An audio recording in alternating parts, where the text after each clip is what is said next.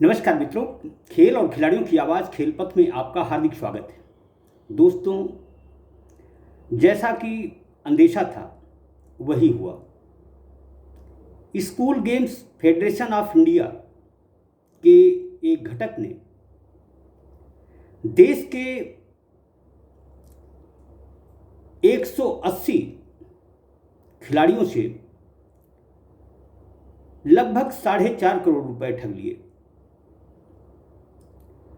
इस ठगी के खेल में मध्य प्रदेश के भी तार जुड़े हुए हैं। इस खेल में एसजीएफआई के महासचिव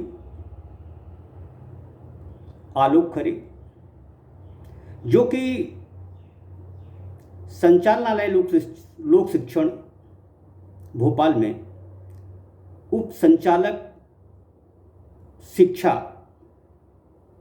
के पद पर कार्यरत हैं, उनकी संलिप्तता को इसलिए नज़रअंदाज नहीं किया जा सकता क्योंकि केंद्रीय खेल मंत्रालय से निलंबित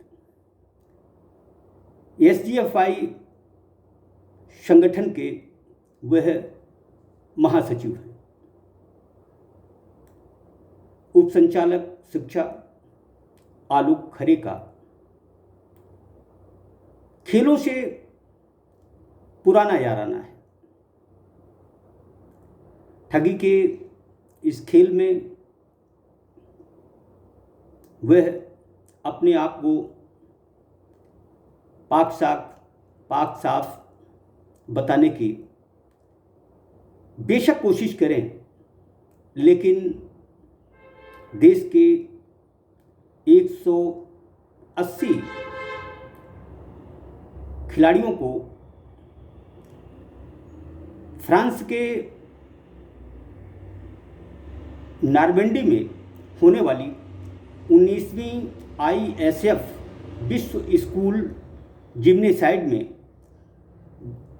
शिरकत कराने के लिए प्रति खिलाड़ी 2.5 लाख रुपए लिए गए। केंद्रीय खेल मंत्रालय के एक अधिकारी ने पिछले दिनों एसजीएफआई के इस संगठन के अध्यक्ष वी रंजीत कुमार और महासचिव आलोक खरे से अपने लेटर हेड से भारत का प्रतीक चिन्ह तथा भारतीय खेल प्राधिकरण का लोगो हटाने की गुजारिश की थी। यह काम करने में भी संभवतः केंद्रीय खेल मंत्रालय से देरी हुई। देखा जाए तो 31 दिसंबर 2020 से एसजीएफआई की मान्यता का नवीनीकरण केंद्रीय खेल मंत्रालय ने नहीं किया हुआ है। क्यों नहीं किया हुआ है? इसकी वजह भी उसकी कार्यप्रणाली है। मध्य प्रदेश में बेरोजगार बीपीएड, डीपीएड, एमपीएड डिग्रीधारी इस समय विदिशा से भोपाल के लिए जहां भीख मांगो पदयात्रा पर रवाना हो चुके हैं, वहीं दूसरी तरफ संचालनालय लोक शिक्षण भोपाल मध्य प्रदेश में खेलों के नाम पर स्कूलों में क्या गुल खिलाने जा रहा है, यह बात भी लगातार चर्चा का विषय बनी हुई है। एक तरफ केंद्रीय खेल मंत्रालय और हरियाणा सरकार खेलो इंडिया यूथ गेम्स, जिसे हम पहले खेलो इंडिया स्कूल गेम्स के नाम से जानते थे, का सफल आयोजन करने के लिए दिन रात मशक्क़त कर रही है, तो दूसरी तरफ केंद्रीय खेल मंत्रालय भारतीय ओलंपिक संघ की नासमझी की वजह से school games federation of India का एक संगठन खिलाड़ियों से धन वसूली कर रहा है, उनके भविष्य को चौपट कर रहा है। हम आपको बता दें कि फ्रांस में होने वाले विश्व स्कूल खेलों के आयोजन में खिलाड़ियों, सहायक स्टाफ और पदाधिकारियों सहित 230 सदस्यीय दल रवाना होना था। लगभग 50 सदस्यीय दल मुंबई से फ्रांस के लिए रवाना हो गया, लेकिन इंदिरा गांधी अंतर्राष्ट्रीय हवाई अड्डा नई दिल्ली में इकट्ठा हुए लगभग 140 खिलाड़ी और 40 सदस्यीय स्टाफ को उस समय वापस लौटना पड़ा जब SGFI के पदाधिकारियों ने अपने फ़ोन ही नहीं उठाए। यद्यपि SGFI द्वारा सभी खिलाड़ियों और स्टाफ को अंतर्राष्ट्रीय इंदिरा गांधी हवाई अड्डे के पास सेंटार होटल में इकट्ठा होने को कहा था। शुक्रवार को खिलाड़ी और स्टाफ तो इकट्ठा हो गया, लेकिन SGFI की तरफ से उनका वीज़ा नहीं आया।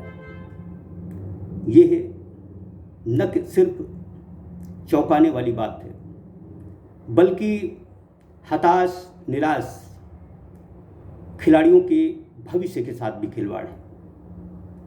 इस मामले में केंद्रीय खेल मंत्रालय ही नहीं, बल्कि मध्य प्रदेश सरकार को भी संज्ञान लेना चाहिए, क्योंकि शक की सुई मध्य प्रदेश की तरफ भी उठी हुई है। वजह उप संचालक शिक्षा आलोक खरे का ठगबाज SGFI संगठन का महासचिव पद पर आरूढ़ होना है। देखना यह है कि मध्य प्रदेश सरकार, खासकर संचालनालय लोक शिक्षण भोपाल, आलोक खरे के खिलाफ क्या कार्रवाई करता है। बेहतर होता इनके खिलाफ सरकार द्वारा जालसाजी के तहत मामला दर्ज कराया जाता। दरअसल किसी भी खेल संगठन का कार्य खिलाड़ियों की भलाई में निहित होना चाहिए, न कि ठगी में। SGFI के इस संगठन ने जिस तरह खिलाड़ियों, अभिभावकों और खेलों से जुड़े लोगों को बेवकूफ़ बनाया है, वह अपने आप में संगीन अपराध है। दुख और अफसोस की बात है कि जिन संगठनों तक को कल तक सम्मान की दृष्टि से देखा जाता था, वह संगठन आजकल खिलाड़ियों से धन उगाही में दिन रात एक कर रहे हैं। तय है कि मुंबई से फ्रांस को रवाना हुए 50 सदस्यीय दल में कुछ खिलाड़ी भी होंगे। इस दल में संगठन के अध्यक्ष वी रंजीत कुमार और महासचिव आलोक खरे फ्रांस गए हैं या नहीं, यह तो वही जाने, लेकिन ठगी का शिकार प्रतिभाएं जिस तरह निराश मन से दिल्ली से अपने अपने राज्यों के लिए लौटी हैं, वह निसंदेह बहुत ही चिंता और खेलों के लिए शर्मसार करने वाला लम्हा है। केंद्रीय खेल मंत्रालय को इस मामले को हल्के में न लेते हुए वी रंजीत कुमार और आलोक खरे जैसे लोगों के खिलाफ कठोर से कठोर कार्रवाई करनी चाहिए। मध्य प्रदेश सरकार को भी इस दिशा में कुछ कठोर निर्णय लेने होंगे, क्योंकि इस समय मध्य प्रदेश का स्कूल शिक्षा विभाग समूचे राष्ट्र में उसके निर्णयों के लिए चर्चा का विषय बना हुआ है। खिलाड़ियों का भला या मध्य प्रदेश उत्कृष्ट खेल राज्य बने, ये सब तभी संभव है जब नकारा लोगों को हटाकर अच्छे लोगों को खेलों से जोड़ा जाए। जय हिंद, जय भारत।